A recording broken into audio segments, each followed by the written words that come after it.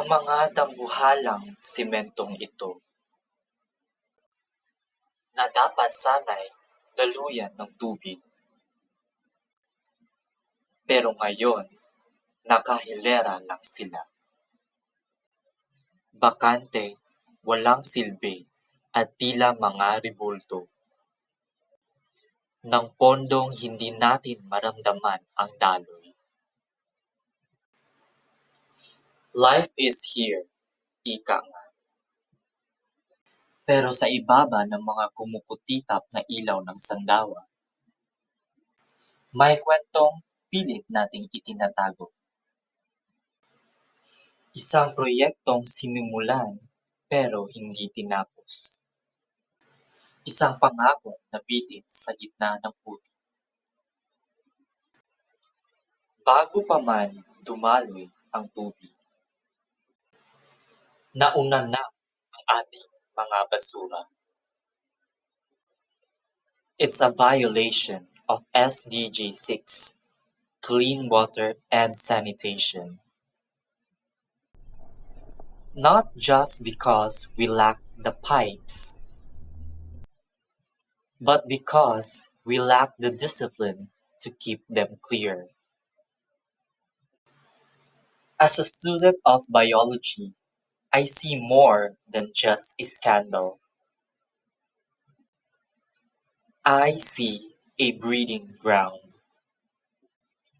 Water that stays still is water that kills. Stagnant pools in these unfinished canals are the perfect nurseries for mosquitoes and vectors of disease. Millions are poured into flood control, yet Sandawa remains a catch basin of neglect. This isn't just an infrastructure failure. It's a public health ticking time bomb. Is a city truly sustainable if its canals are choked with plastics and pathogens? Sa gitna ng mga nakatambak na tubo at nakabimbing proyekto, hindi tayo pwedeng manatiling nakatitig lang. We need a solution that flows with the community, not just under it. I call this Project Daloy isang hakbang para ibalik ang sigla ng ating mga estero. Our mission is simple. We aim to intercept trash before it enters the concrete graveyard. We want to incentivize the residents of Sandawa to become guardians of their own streets. And we will innovate using nature's own filters. This isn't just about drainage.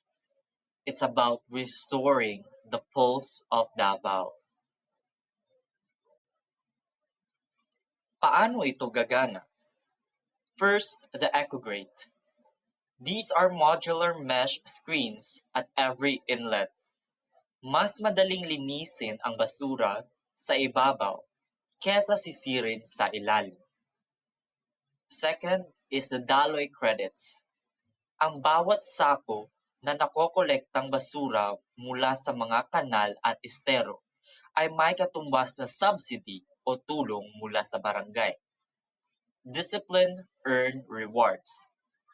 At ang pangatlo ay ang biofencing. We use water purifying plants to naturally manage the siltation that the scandal-ridden projects failed to address. This plan targets over 5,000 residents or even more and business owners here in Sandawa. By shifting the focus from billion-peso contract to community-led action, we can reduce flash flooding by 40%. Hindi semento ang kulang sa atin, kundi ang tamang sistema at tunay na malasakit. But Project Daloy is not a standalone dream. It is designed to empower the foundations already in place. Look at the Sandawa Dike, a massive structure meant to shield us. But a shield is useless if the water is already inside, trapped by clogged veins. And look at our barangay DRRMC. They are the first responders, the ones who wade through waist deep, murky water every time the habagat hits. Why do we ask them to risk their health for the trash we refuse to manage? By integrating our eco-grades and incentive systems with the DRRMC's local oversight, we turn a disaster response into disaster prevention. We are not just building canals, we are building a safer Sandawa for those who guard it. At dahil sa dulo ng bawat proyekto, hindi lang semento ang nakataya, kundi ang buhay ng bawat Dabawenyo.